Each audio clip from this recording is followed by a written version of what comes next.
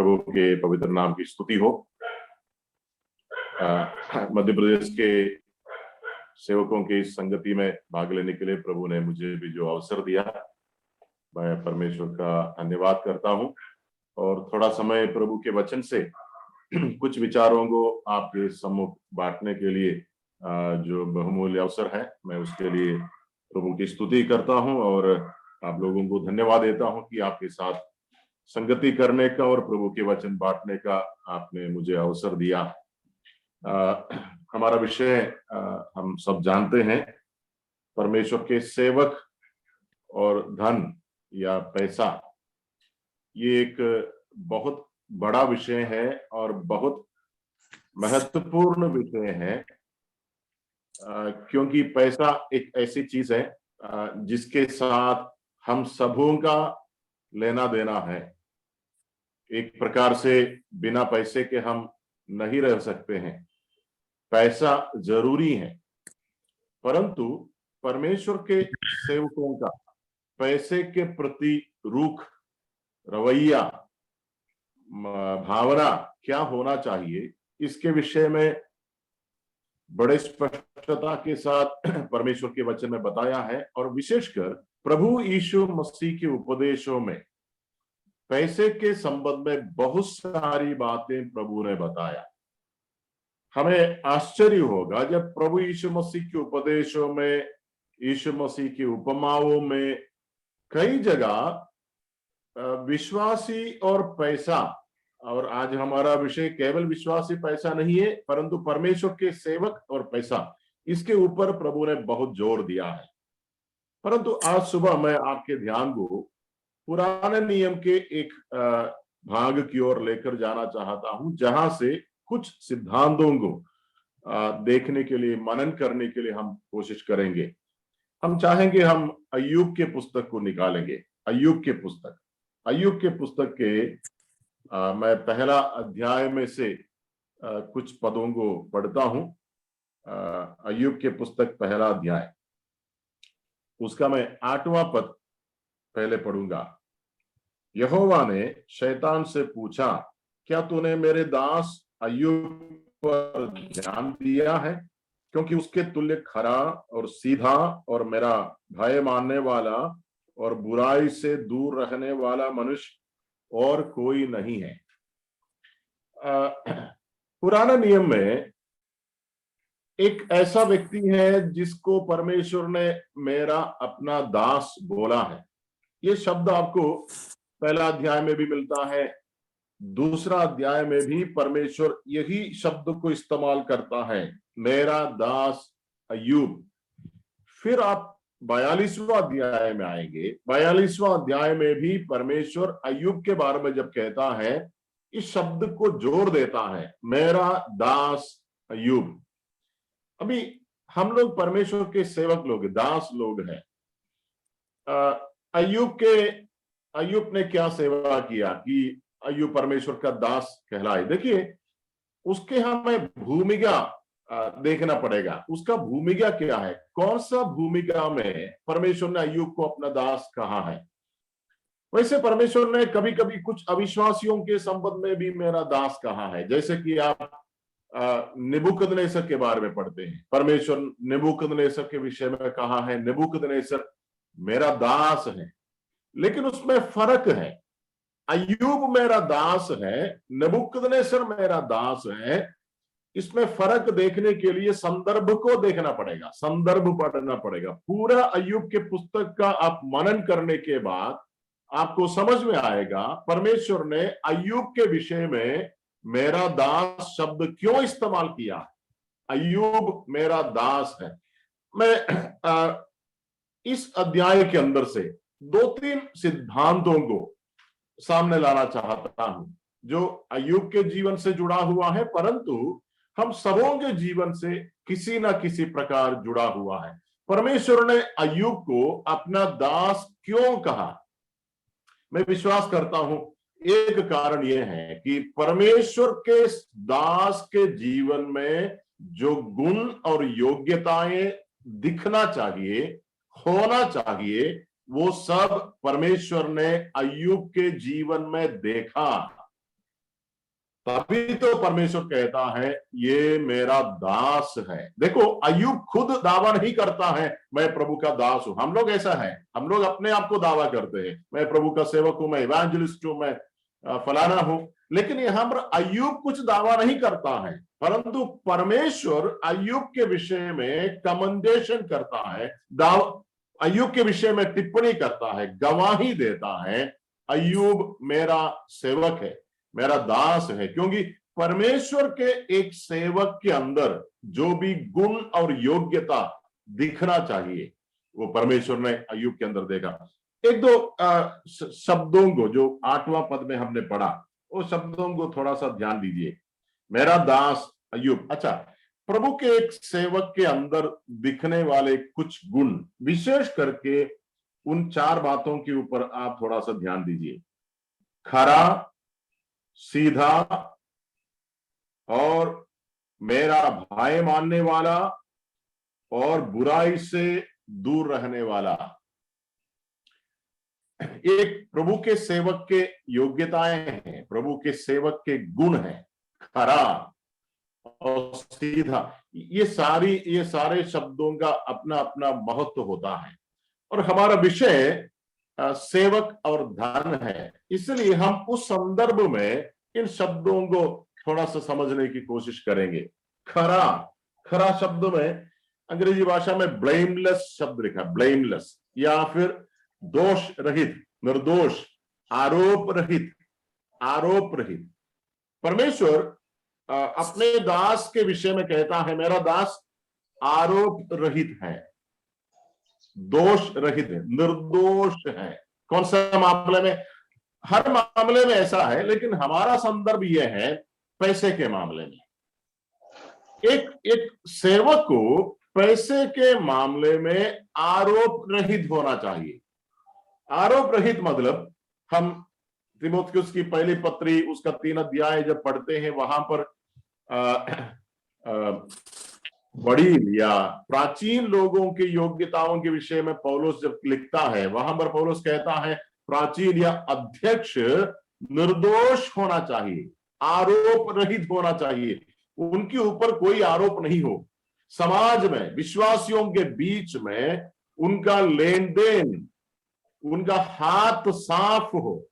अभी हम अय्यूब के विषय में हम सब जानते हैं, बड़ा धनवान व्यक्ति था, उनके जानवरों के हिसाब दिया है, उनके दास दासियों के विषय में लिखा है, उनके पास बहुत खेती था। फिर हम 29वां अध्याय जब पढ़ते हैं अय्यूब की पुस्तक के अंदर, अय्यूब के पुस्तक 29वां अध्याय हमें यह समझाता है कि अय्यूब जो है एक बहुत बड़ा न्यायाधीश था उस देश का, क्या बोलते हैं, एक मजिस्ट्रेट के जैसा वो काम करता था। मतलब लोग उसका आदर करता था, उसके सामने केसेस आता था, उस केसेस के ऊपर विधि सुनाता था। मतलब एक बहुत बड़ा सम्मान और आदर रखने वाला एक पद अय्यूब के पास था। मतलब उसके हाथ से पैसा आता जाता था। इतने दास दासियों को रखने वाला एक व्यक्ति, व्यापार करने वाला एक व्यक्ति, बहुत बड़ा व्यापारी था वो, और बहुत बड़ा किसान था वो। मतलब उसके हाथ से पैसा आता जाता था, परंतु हर पैसे में वो खरा था, ब्लेमलेस, ईमानदार था। उसके ऊपर दोष लगाने लायक कुछ भी मनुष्यों ने नहीं देखा। मतलब कोई भी उसका सेवक, कोई भी उसके दासी इस मालिक के ऊपर आरोप नहीं लगाएगा कि उसने मेरा पैसा नहीं दिया, उसने मेरी मजदूरी मुझे नहीं दिया, मेरा पैसा उसने खा लिया, या मेरे ऊपर उसने अन्याय किया। कोई उसके विषय में पैसे के मामले में कुछ नहीं बोलेगा, निर्दोष था वो। और इसलिए परमेश्वर बड़े, क्या बोलते हैं, गर्व के साथ कहता है, दावा करता है, अय्यूब है ना मेरा दास है, पैसे के संबंध में उसके ऊपर कोई कुछ नहीं बोलेगा। पैसे के संबंध में उसका साफ हाथ है। प्यारे भाई, हम सेवक हैं, और सेवकों के जीवन में ये एक बहुत बड़ा योग्यता होना चाहिए, पैसे के मामले में हम निर्दोष हो। निर्दोष होने का मतलब मैं हमारे ऊपर, अच्छा कोई झूठे आरोप लगाता है, अलग बात है। कोई हमारे ऊपर, जैसा ना यीशु मसीह के ऊपर लोगों ने झूठी गवाही दिया, झूठा आरोप लगा, झूठे गवाह खड़े हो गए, कोई बात नहीं। यदि सैकड़ों झूठी गवाही हमारे ऊपर होता है, उससे डरना नहीं है। परंतु मेरे और आपके जीवन में ऐसा कोई एक कलंक दिखना नहीं चाहिए जिसके ऊपर उंगली करके लोग ये कहेंगे ये सेवक है, लेकिन देखो पैसे के मामले में ये बहुत निचला घटिया सोच का है। ऐसा कोई ना बोलने पाए। हमारे व्यवहार में, हमारे शब्दों में, हम जब दूसरे लोगों को प्रार्थना करने के लिए भी जब बोलते हैं,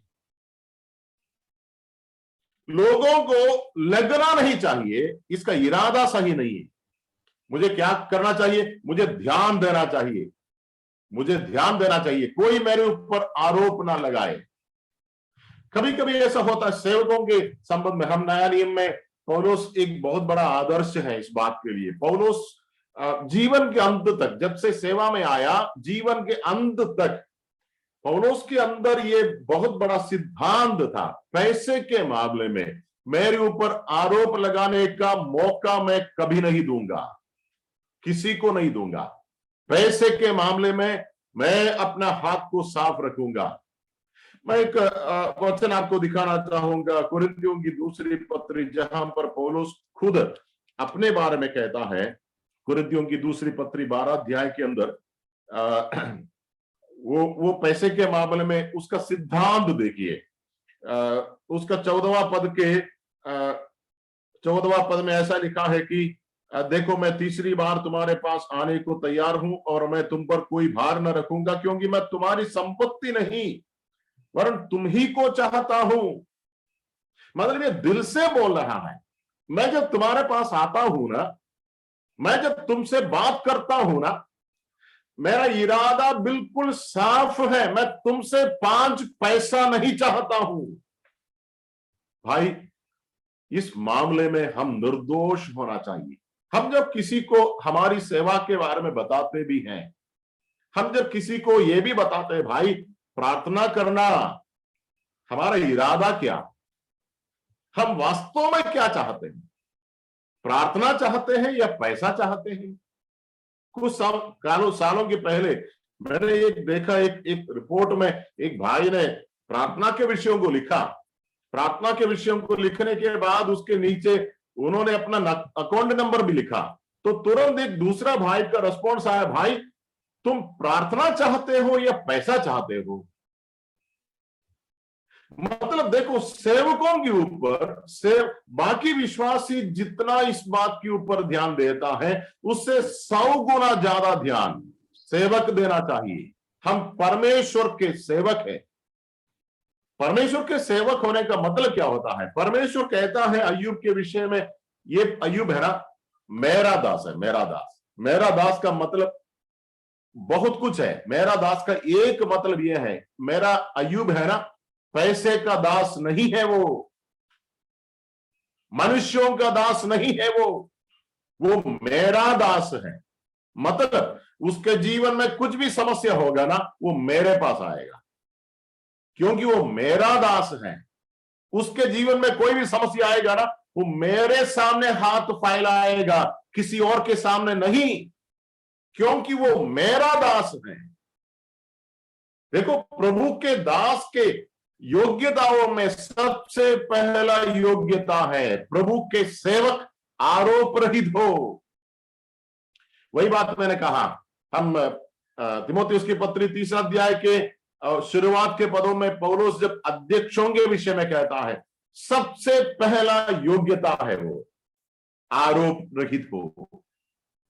और इस बात के ऊपर पौलुस न केवल अपने संबंध में, परंतु पौलुस बाकी सेवकों के संबंध में भी बात के ऊपर बहुत ध्यान देता था।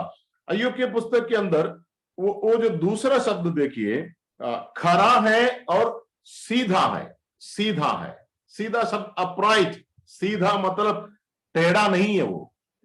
देखो, मतलब मैं ऐसा सोचता हूं कि ये दो क्षेत्रों के ऊपर प्रभु जोर देता है, दो क्षेत्रों के ऊपर। खरा वो क्षेत्र है जो लोगों को दिखने वाला क्षेत्र, बाहर का क्षेत्र, एक्सटर्नल है। सीधा गुप्त क्षेत्र है, केवल परमेश्वर देखता है क्षेत्र। मतलब एक विश्वासी का, एक सेवक का इन दोनों क्षेत्रों के ऊपर ध्यान होना चाहिए। खरा लोगों के सामने आरोप रहित हो, सीधा परमेश्वर के सामने आरोप रहित हो। देखो, पैसे का लालच जरूरी नहीं है कि बाहर दिखे, पैसे का लालच बाहर दिखना जरूरी नहीं है। हो सकता है हमारे शब्दों में, व्यवहारों में कभी किसी को पैसे का लालच दिखा नहीं होगा, परंतु अंदर के मन को देखने वाले परमेश्वर देखता है, पैसे का लालच इसके अंदर है या नहीं। पौलुस इन दोनों संदर्भ में या ये दोनों विषयों को जोर देता था। दूसरे कोरिन्थियों की दूसरी पत्री 8वां अध्याय में एक और वचन मैं आपको दिखाना चाहता हूं। 8वां अध्याय में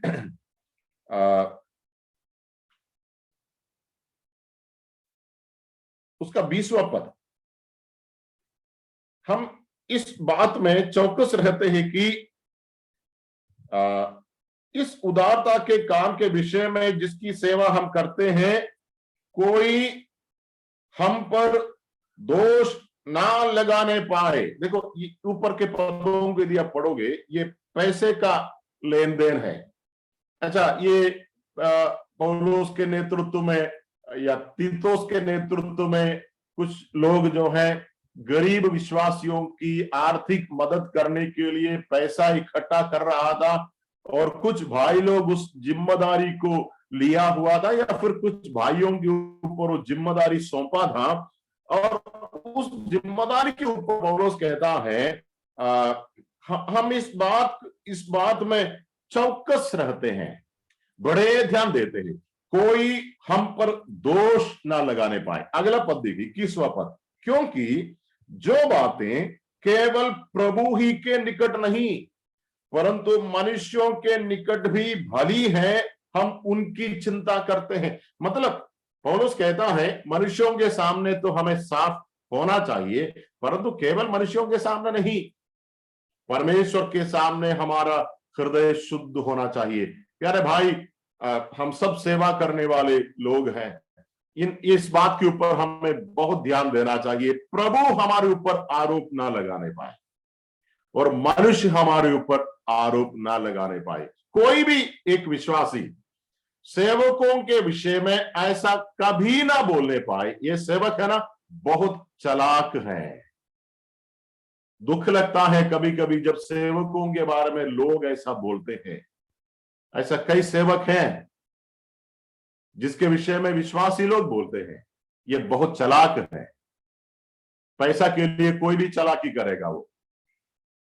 भाई, हम में से कोई ऐसा गिर ना जाए, हमारे विषय में कोई ऐसा कहने ना पाए, ये बहुत चालाक। हमने देखा दूसरे कोरिन्थियों की 12 अध्याय में जब हमने पढ़ा, पौलुस नीचे आकर कहता है, देखिए उसका 16 पद देखिए, 12 अध्याय का, दूसरे कोरिन्थी 12 अध्याय का 16वां पद में, ऐसा हो सकता है कि मैंने तुम पर बोझ नहीं डाला परंतु चतुराई से तुम्हें धोखा देकर फंसा लिया। देखो, पौलुस कहता है शायद तुम सोचेंगे मैंने तुमसे सीधा सीधा पैसा मांगा नहीं, परंतु तुम शायद सोच सकते हैं अरे इसने सीधा सीधा तो पैसा नहीं मांगा, लेकिन इसने चतुराई किया, चालाकी से पैसा हड़प लिया।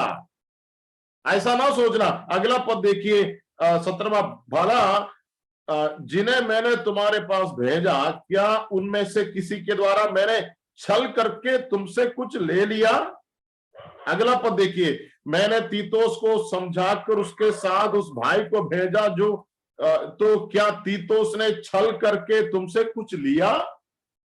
देखो पौलुस कितने विश्वास के साथ, निश्चयता के साथ बोलता है, मैंने या तीतुस ने या भाइयों ने जो तुम्हारे पास आया कभी भी चालाकी नहीं किया, चतुराई नहीं किया, छल नहीं। चतुराई का मतलब क्या है? चतुराई का मतलब है, हम 11वां अध्याय में भी उस शब्द का इस्तेमाल पौलुस करते हैं शैतान के ऊपर। 11 अध्याय में पौलुस कहता है कि शैतान ने हव्वा के ऊपर चतुराई किया। चतुराई का मतलब क्या है? चतुराई का मतलब बोलता कुछ है लेकिन इरादा कुछ और है। होता है क्या सेवकों के जीवन में? होता है। सावधान रहना है। बोलता कुछ है, इरादा कुछ और है। करता कुछ है, इरादा कुछ और है, उसको चतुराई बोलते हैं। पौलुस कहता है कभी नहीं किया हमने, चतुराई नहीं किया, सीधा खरा, प्रभु के सामने भी खरा, मनुष्यों के सामने भी खरा। प्रभु के सेवक का गुणों में से सबसे ऊपर दिखने वाला एक गुण है वो। परमेश्वर अय्यूब के बारे में कहता है कि अय्यूब मेरा दास है। मैं अय्यूब के पुस्तक के पहला अध्याय से एक और बात आपको दिखाना चाहूंगा। पहला अध्याय का 8वां पद देखिए। अय्यूब के संबंध में परमेश्वर और शैतान के बीच में जो वार्तालाप हुआ, उस वार्तालाप में भी कुछ बातें सामने आता है। उसका 6 पद से हम जब नीचे पढ़ते हैं, वहां पर अय्यूब के संबंध में शैतान कुछ मुद्दा लेकर परमेश्वर के पास आता है।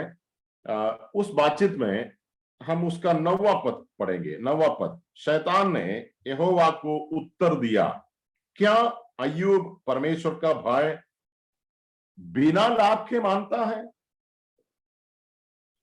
ठीक है, उसके नीचे परमेश्वर सबूत देता है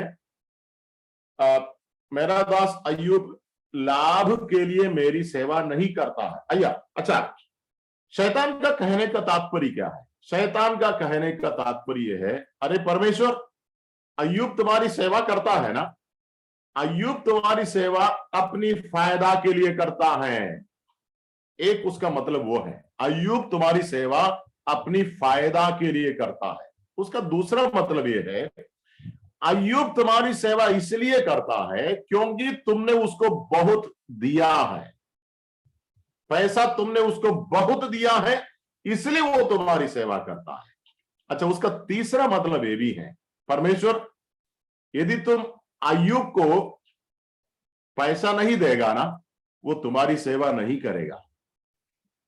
मतलब तुम्हारी सेवा मुफ्त में कोई नहीं करेगा।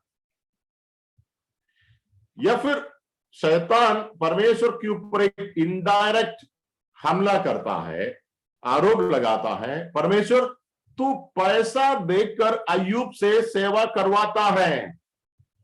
शैतान चालाक है, शैतान दुष्ट है, दुष्टता का विचार उसके अंदर है, और वो सारे दुष्टता का विचार एक प्रश्न में वो निकालता है, उंडेलता है। वो पूछता है, क्या अय्यूब बिना लाभ का तुम्हारी सेवा करता? क्या तुमको लगता है कि वो बिना फायदे का सेवा करेगा वो? और परमेश्वर सबूत देता है, मेरा दास अय्यूब है ना, फायदा के लिए मेरी सेवा नहीं करता है। और हम, अच्छा, ये बहुत पुरानी घटना है, ये कहानी नहीं है, ये घटना है, सच्ची घटना है। ऐसे पंडित लोग बोलते हैं कि अय्यूब का पुस्तक बाइबल का सबसे पहला पुस्तक है, मतलब सबसे पुराना पुस्तक है। पुरानी, मूसा के भी पहले की घटना है ये। ये पुस्तक के अंदर ये जो सवाल है, उस समय के परमेश्वर के दास के ऊपर शैतान ने लगाया। परंतु आज यदि शैतान परमेश्वर के सामने आकर के यदि यही सवाल करता है, फलाना फलाना फलाना फलाना फलाना फलाना सेवकों का नाम लेकर यदि पूछता है, क्या तुमको लगता है कि ये फलाना फलाना तुम्हारा दास है ना, क्या बिना फायदा का तुम्हारी सेवा करता है? तुमको लगता है? तुमको लगता है कि ये केवल तुमसे प्रेम करता है इसलिए तेरी सेवा करता है? फिर प्रभु कहता है नहीं, वो ईमानदारी से मेरी सेवा करता है। फिर शैतान कहता है, अच्छा एक बार परख ले, एक बार अजमा ले, पता चलेगा अय्यूब क्यों तुम्हारी सेवा करता है, पैसा के लिए करता है या निस्वार्थ सेवा है, परख ले। और ये चुनौती है, और उस चुनौती को परमेश्वर ने स्वीकार कर लिया। शैतान, तुम्हारी चुनौती को मैं स्वीकार करता हूं, मेरा दास अय्यूब के ऊपर तुम कुछ भी करो, वो मेरी सेवा करेगा। शैतान बोलता है कि ठीक है, उसके पास जो धन संपत्ति है ना, उसको छू ले मतलब उसको सत्यानाश करे, फिर देख लेना वो कितना तेरी सेवा करेगा। शैतान बोलता है कि वो तेरा मुंह पर तुझे इनकार करेगा। परमेश्वर कहता है, शैतान मैंने चुनौती स्वीकार कर लिया। फिर आगे जो भी हुआ हम पढ़ते हैं। शैतान गया, एक दिन में शायद कुछ घंटों के अंदर अय्यूब के पास जो भी था सब उड़ा दिया, सब कुछ। सबसे बड़ा धनवान उस देश का सबसे बड़ा गरीब बन गया कुछ समय, कुछ घंटों के अंदर। शैतान क्या सोचता था? शैतान सोचता था ये अगला क्षण परमेश्वर को इनकार करेगा, इस प्रभु की सेवा करने से कोई फायदा नहीं। शैतान वही सुनना चाहता था, परंतु परमेश्वर ने गारंटी लिया, मेरा सेवक के पास पैसा हो तब भी वो मेरी सेवा करेगा, मेरे सेवक के पास 5 पैसा भी ना हो तब भी वो मेरी सेवा करेगा, मैं गारंटी लेता हूं। मैं कभी कभी इस वचन को पढ़ता हूं, डर भी लगता है। परमेश्वर ने अय्यूब के बारे में तो गारंटी लिया था, क्या मेरे बारे में परमेश्वर गारंटी ले सकता है? मुझे जब भूखा रहना पड़ेगा सेवकाई में, मेरी जब कोई मदद नहीं करेगा सेवकाई में, मेरे जीवन में कष्ट के ऊपर जब कष्ट आएगा सेवकाई में, मेरा प्रतिक्रिया क्या होगा? क्या मैं मनुष्यों के सामने जाकर हाथ फैलाऊंगा, अरे मैं प्रभु की सेवा करता हूं, मेरे पास कुछ नहीं है? जब मैं ऐसा करता हूं, मैं जिस मालिक की सेवा करता हूं उनके ऊपर बेइज्जती है। मैं किसकी सेवा करता हूं, किसका सेवक हूं मैं जब चतुराई का इस्तेमाल करता हूं सेवकाई में, चतुराई किन किन प्रकार से होता है, मैं उसका विवरण में आना नहीं चाहता हूं। किन किन प्रकार चतुराई होता है? परमेश्वर कहता है, मेरा सच्चा सेवक वो है जो खरा है और सीधा है। उसका भरोसा पैसे के ऊपर नहीं है। उसके पास देखो, बहुत बार सेवकों को लगता है बिना पैसा कुछ नहीं होगा। जैसे सोचिए, एक सेवकाई के बारे में हमारे अंदर विचार आता है, सोचो एक मीटिंग करना है तो सबसे पहले हमारे विचार में क्या आता है? पैसा। अरे पैसा बिना कैसा होगा? पैसा। सभा करना है, पैसा। किसी को बुलाना है, पैसा। सेवा होना है, पैसा। मतलब एक प्रकार हमारा भरोसा पैसे के ऊपर जाता है।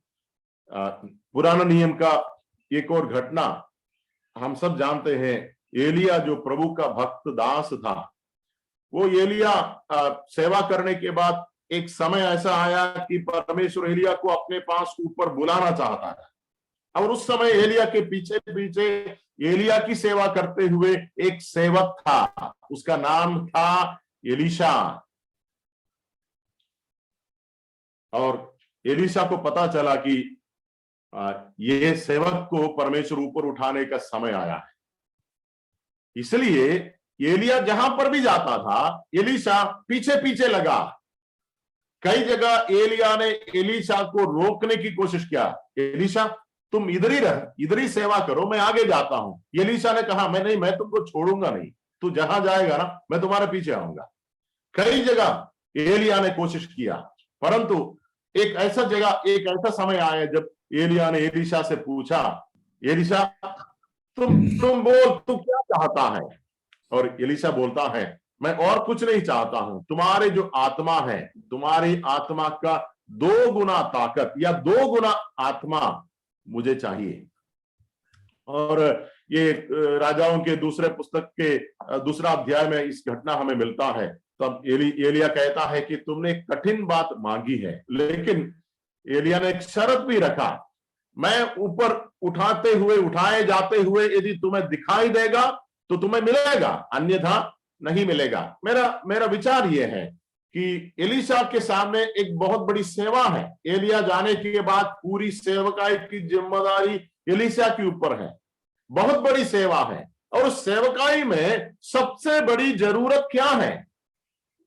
एलीशा पैसा मांग सकता था, मुझे पैसा चाहिए क्योंकि सेवा बहुत है, या मुझे वो सुविधा चाहिए, ये सुविधा चाहिए। नहीं, इसमें से किसी भी बात के ऊपर एलीशा का ध्यान नहीं गया। एलीशा कहता है मुझे आत्मिक ताकत चाहिए, मुझे आत्मा की शक्ति चाहिए।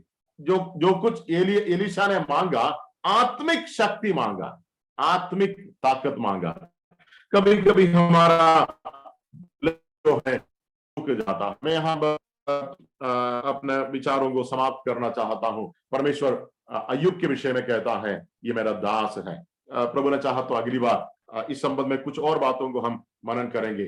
आज जो भी बातें हमने देखा उसका निचोड़ यह है, परमेश्वर के सेवक वो बताया जाता है परमेश्वर की तरफ से, जिसके अंदर परमेश्वर के सेवक का योग्यता गुण पाया जाता है। और उसमें से एक बहुत बड़ा गुण हमने अय्यूब के जीवन में देखा, वो खरा और सीधा, आरोप रहित है, चालाकी करने वाला नहीं है। पैसे के मामले में उसका हाथ भी साफ है, उसका हृदय भी साफ है, उसका जुबान भी साफ है।